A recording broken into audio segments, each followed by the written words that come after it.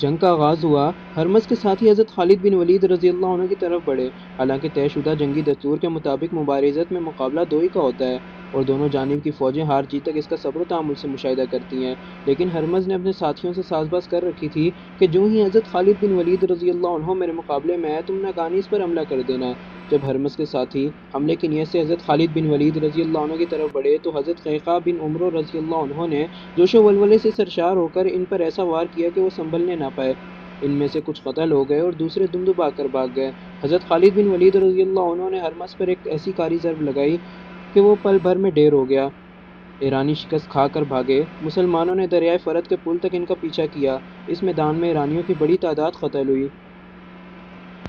علیس اس معروف علاقے کا نام ہے جو ہیرا اور ابلا کے وسط میں دریائے فرات کے کنارے پر واقع ہے۔ یہاں پر عراق میں آباد عرب قبائل نے ایرانیوں سے مل کر لشکر اسلام کا مقابلہ کرنے کا پروگرام ترتیب دیا۔ یہ قبائل یکے بعد دیگرے شکست کھانے کی بنا پر مسلمانوں کے خلاف بپھرے ہوئے تھے۔ عظیم جرنیل حضرت خالد بن ولید رضی اللہ عنہ نے مقام علیس پر پہنچتے ہی دشمن پر حملہ کر دیا۔ نامی گرامی شہسوار مالک بن قیس کو تلوار کے پہلے ہی وار سے ڈھیر کر دیا۔ یہ منظر دیکھ کر دشمن فوج پر ہیبت طاری ہو گئی۔ لشکر کے لیے کھانا تیار تھا لیکن اسے کھانے کی مہلت نہ ملی۔ وہ خوف و ہراس میں مبتلا کھانا وہیں میدان میں چھوڑ کر بھاگ گئے۔ کھانے میں سفید چپاتیاں تھیں جس سے مسلمان ناآشنا تھے، کیونکہ اس سے پہلے مجاہدین نے اس طرز کا کھانا اپنی زندگی میں کبھی نہیں دیکھا تھا۔ جنگ علیس میں دشمن فوج کے تقریباً 70,000 افراد قتل ہوئے۔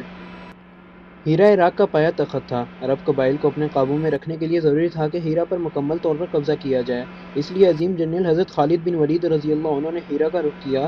چونکہ یہ دریائے فرات کے کنارے پر واقع تھا، لہٰذا یہاں پہنچنے کے لیے حضرت خالد بن ولید رضی اللہ عنہ نے کشتیوں کے ذریعے دریائی راستے کو اختیار کیا۔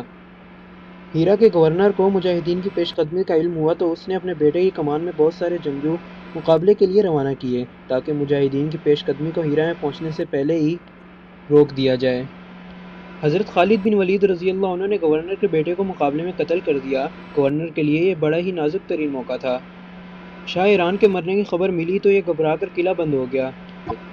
چونکہ ہیرا میں بہت مضبوط اور عالیشان قلعے تعمیر کیے گئے تھے تاکہ بوقت ضرورت انہیں اپنی حفاظت کے لیے استعمال کیا جا سکے۔ اہل ہیرا مجاہدین سے خوف زدہ ہو کر قلعہ بند ہو گئے۔ مجاہدین نے تمام قلعے کا محاصرہ کر لیا۔ ایک دن اور ایک رات محاصرہ جاری رہا۔ کسی طرح چند مجاہدین قلعے کے اندر داخل ہونے میں کامیاب ہو گئے۔ اہل ہیرا صلح کے لیے آمادہ ہو گئے اور ان شرائط پر صلح کر لی گئی۔ اہل ہیرا سالانہ 1,90,000 درہم جزیہ ادا کیا کریں گے۔ اہل ہیرا مجاہدین کے لیے ایران کے خلاف جاسوسی کا کام سر انجام دیں گے۔ مجاہدین ان کی عبادت گاہوں کو منہدم نہیں کریں گے اور نہ ہی کسی کو گزن پہنچائیں گے۔ حضرت خالد بن ولید رضی اللہ عنہ نے محل وقوع کو مناسب گردانتے ہوئے تقریباً 1 سال ہیرا میں قیام کیا اور قرب و جوار کے وسیع علاقے پر نظم و نسق قائم کرنے کے لیے عظیم جرنیل حضرت خالد بن ولید رضی اللہ عنہ نے اپنے تجربہ کار نامور بہادروں میں سے زرار بن عذور، قیقاع رضی اللہ عنہ اور مسنہ بن حارثہ کی قیادت میں ایک ایک فوجی دستہ دے کر چارسو پھیلا دیا اور اس طرح پورے علاقے پر اسلامی حکومت کا راج ہونے لگا۔ خلیفۃ المسلمین سیدنا صدیق اکبر رضی اللہ عنہ کے دل میں خیال آیا کہ عراق میں حاصل ہونے والی فتوحات اس بات کی غمازی کرتی ہیں کہ قیصر روم کو بھی بآسانی گھٹنے ٹیکنے پر مجبور کیا جا سکتا ہے۔ لہٰذا سرزمین روم کو فتح کرنے کے لیے حضرت ابو عبیدہ بن جراح، حضرت عمرو بن عاص، حضرت یزید بن ابی سفیان اور حضرت امیر معاویہ جیسے عظیم جرنیلوں کی قیادت میں فوجی دستے روانہ کیے۔ انہوں نے دریائے یرموک کے کنارے پڑاؤ کیا۔ قیصر روم نے جب لشکر اسلام کی آمد کا سنا تو اس نے وزراء اور جرنیلوں کو مسلمانوں سے صلح کا مشورہ دیا اور جنگ سے باز رہنے کی تلقین کی، لیکن سب جرنیلوں نے بیک زبان ہو کر کہا، ہم مسلمانوں کا ڈٹ کے مقابلہ کریں گے اور انہیں میدان جنگ میں ایسا سبق سکھائیں گے کہ جو آئندہ آنے والی نسلیں یاد کریں گی۔ رومی 2,40,000 کا لشکر لے کر میدان میں آئے جبکہ لشکر اسلام فقط 40,000 مجاہدوں پر مشتمل تھا اور وہ بھی کئی ایک حصوں میں بٹا ہوا تھا۔ ہر گروہ اپنے امیر کی قیادت میں الگ الگ میدان جنگ میں پڑاؤ ڈالے ہوئے تھا۔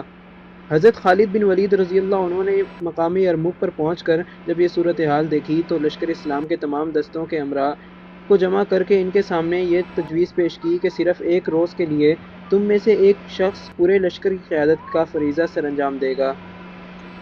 اس طرح تمام امراء کو باری باری لشکر اسلام کا قائد بننے کی سعادت حاصل ہوگی، جس سے دشمن پر ہمارے رعب و دبدبہ اور اتحاد و اتفاق کی ایسی داغ بیٹھے گی کہ اسے جم کر ہمارا مقابلہ کرنے کی ہمت بھی نہ ہوگی۔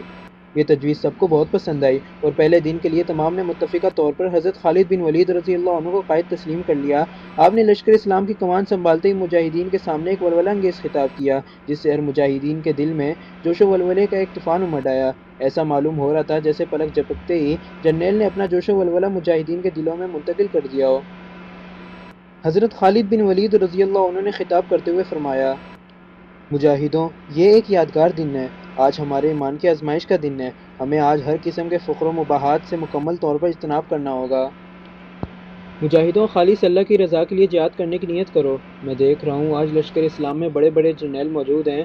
ان میں سے ہر ایک اس قابل ہے کہ اسے لشکر اسلام کی قیادت مستقل طور پر سونپ دی جائے۔ آج آپ نے قیادت کا فریضہ میرے سپرد کیا ہے، لہٰذا میں آپ سے امید رکھتا ہوں کہ اسلام کی سربلندی کے لیے آج ایک جان ہو کر میدان جہاد میں اتریں گے۔ اللہ ہمارا حامی و ناصر ہوگا۔ دونوں فوجیں مقام یرموک پر آمنے سامنے آئیں تو رومی فوج کے جرنیل حامان نے لشکر اسلام کے جرنیل حضرت خالد بن ولید رضی اللہ عنہ کو مخاطب ہو کر کہا: معلوم ہوتا ہے کہ بھوک، ننگ اور فقر و فاقہ نے تمہیں یہاں آنے پر مجبور کر دیا ہے۔ اگر تم چاہو تو میں ہر ایک کو 10 دینار قیمتی لباس اور عمدہ کھانا پیش کرنے کے لیے بخوشی تیار ہوں۔ تم یہ چیزیں وصول کر کے واپس چلے جانا۔ آئندہ سال بھی یہی اشیاء تمہارے پاس پہنچا دوں گا۔ تمہیں یہاں آنے کی زحمت نہ اٹھانا پڑے گی۔ یہ حقارت آمیز اور زہریلے کلمات سن کر حضرت خالد بن ولید رضی اللہ عنہ طیش میں آ کر بولے: حامان، ذرا کان کھول کر میری بات سن لو۔ ہمارے یہاں آنے کی وجہ وہ نہیں جو تم کہہ رہے ہو، بلکہ ہم مد مقابل قوم کا خون پیا کرتے ہیں۔ ہمیں معلوم ہوا ہے کہ رومیوں کا خون بڑا مزیدار ہوتا ہے۔